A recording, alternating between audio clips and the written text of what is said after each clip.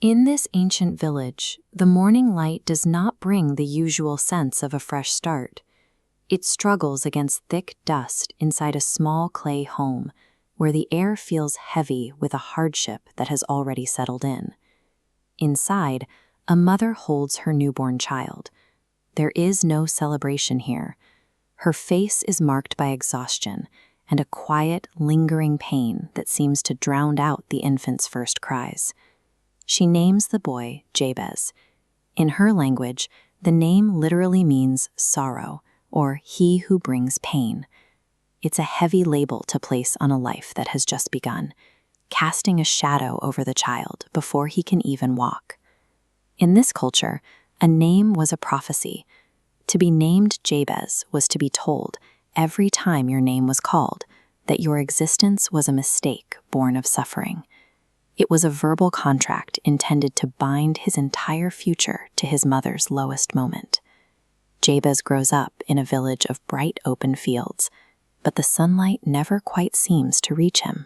Even in a crowd, he exists in a localized gloom, a child already conditioned to expect the worst of himself. He watches the other children play from a distance.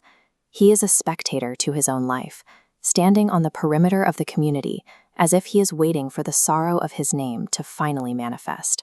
Living under the expectation of failure forces a person to shrink. Jabez learns to inhabit the small spaces left over by others, creating a reality that matches the narrow, painful definition his mother gave him. This is the weight of a label. Whether it is a name or a trauma, we often find ourselves living within the fences others have built around our potential, assuming we have no right to the land beyond. As Jabez enters manhood, a change begins to take root. He does not become the bitterness he was promised. Instead, he develops a spirit that is at odds with his reputation. He becomes the most honorable man in his family. He carries the weight of the elders' water yokes and tends to the needs of the community that expected him to be a burden. He is working against the gravity of his own name. But he eventually realizes that personal honor is only a defensive tactic. Being a good man allows him to survive the shadow, but it does not remove the shadow itself. He is still living within the narrow borders of a life born in pain. Real transformation requires a transition from passive endurance to active defiance. Jabez decides that he is no longer willing to simply manage his circumstances. He is going to challenge the very architecture of his fate. He climbs a wind-swept hill alone. Facing the vastness of the night, he makes a choice to stop asking for permission to exist and starts asking for the life he was told he could never have. He calls out to the God of Israel. His prayer is not a plea for survival.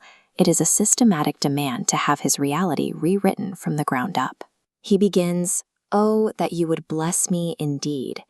This spark ignites a total rejection of his inherited sorrow. Next, he asks to enlarge my coast, breaking through the fences that have kept his life confined. He follows with, let your hand be with me. He is asking for the strength to carry the new weight of his success. Finally, he asks, keep me from evil, that I may not cause pain. This request shatters the pain that wants to find him. These 4 petitions work in tandem. They address his past, his boundaries, his support, and his legacy, providing a comprehensive structure for a man looking to claim a new destiny. The prayer ends. The wind on the hill dies down, leaving Jabez in a profound, expectant silence that feels as if the world is holding its breath. Then the answer arrives. Golden light breaks through the cloud cover, erasing the shadows of the night and warming the cold stone beneath his knees. The narrow, rocky confines of his youth give way to the expansion he requested. The narrative of his life begins to catch up with his character. His small, isolated world opens into a vast valley, reflecting the literal enlargement of his territory. He steps into a position of leadership and abundance. The man who was once watched from a distance is now the center of a thriving community, earning the respect and honor that his name originally tried to steal. The sorrow that was supposed to be his life's theme has been overturned. He has proven that a blessing, when pursued with a pure heart, can outrun even the most persistent curse.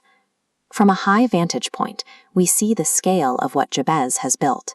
His lands are wide, his people are thriving, and the legacy of his courage supplants the memory of his birth.